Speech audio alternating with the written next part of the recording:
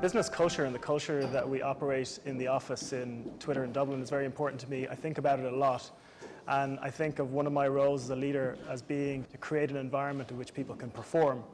And all of the employees, and especially the early employees, contribute to that culture, and then that kind of encodes the DNA, which goes on for a long time.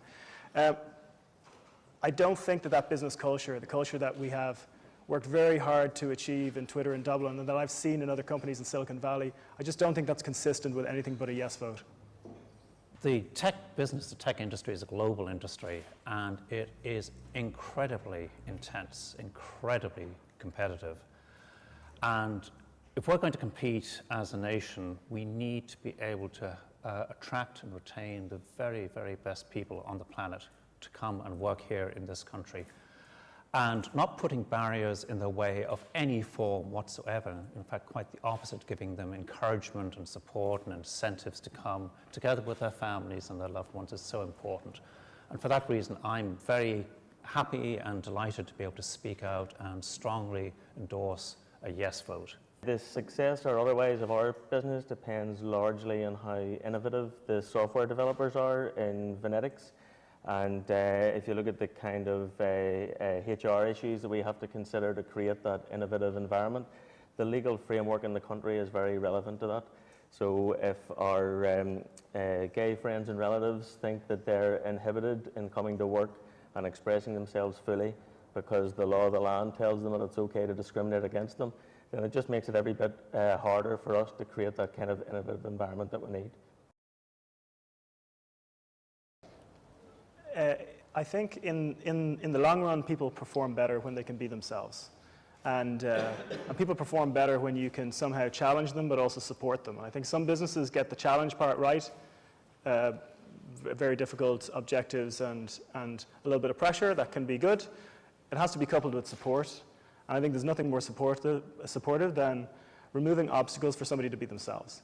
And so it's important to note here that employers shouldn't be agitators for people coming out in the workplace, but we just should not be putting obstacles in the way. The critical asset that we're competing for internationally is people. We really, really need the top people that we can possibly get and retain them. And in any leadership, if you look to, both John and Stephen are running their own operations here. I'm not running an operation at the moment. But it is all about the leadership and the environment that we create for the people who work for us. And people are giving the best years of their professional careers, in the 20s, the 30s, the 40s, and the 50s, to you as a leader, to your company. And if they're doing that, you've got to make sure, obviously, that you deserve that privilege, that you're going to set up the right environment for them, and making sure that their life outside of work is as stress-free as it possibly can be from you as an employer's perspective is really important, so that the individuals can devote themselves fully to the work that you have to do and the job and the mission that you have. As a country, it's absolutely critical that we pass this as a yes. I think it would be so damaging to our status internationally and send out such an awful message if we were to reject this referendum. I completely agree with Chris. When I was growing up in Ireland in the 80s and the early 90s, I was sometimes shocked when I'd meet, usually it was an American, who had relocated to Ireland with their company. Because you just didn't come across many people who had relocated to Ireland at that stage. That's changed dramatically now. And it's changed in a very, very positive way. And now you have people coming from all over Europe, young people coming from, for example, Spain or Italy or Germany to Ireland, thinking it nothing strange at all, that moving to Dublin as a tech capital in Europe is the most natural thing that they could do. We've come a really, really long way, and we shouldn't take that for granted.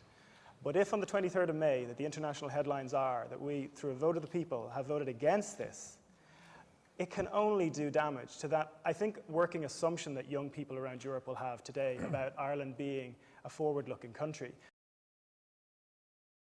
All of the software developers in our business will every day be dealing with people in other countries. And if you look at all of the countries that Ireland typically does business with, We actually stand out as one of the few who doesn't already have marriage equality. So there's a truism in the sales industry that you shouldn't try and sell a man a car, you should try and sell him 5 cars over 15 years. And all of the guys in our place understand well that they're in the business of building relationships with customers that are going to last a long time. And I think marriage equality is a very important part of that with the vote coming up. So given that life stuff so frequently gets in the way, we'll be giving all of our staff an extra half-day's leave on May 22nd to encourage them to vote. There are a lot of grassroots things. For example, there are I think about 45 people in the office who've volunteered to go out and canvass tomorrow, I believe. We've done a number of fundraisings. I wrote an op-ed this morning for the Irish Times, and doing this panel thing is a part of this as well. We're all trying to get involved. We're trying to also utilize the unique skills that are in the office. So obviously there are a lot of people who are very tech savvy, good on media, marketing, social media, and so a number of people from our sales team who spend the rest of the year working with businesses and advising them on their marketing strategies are helping.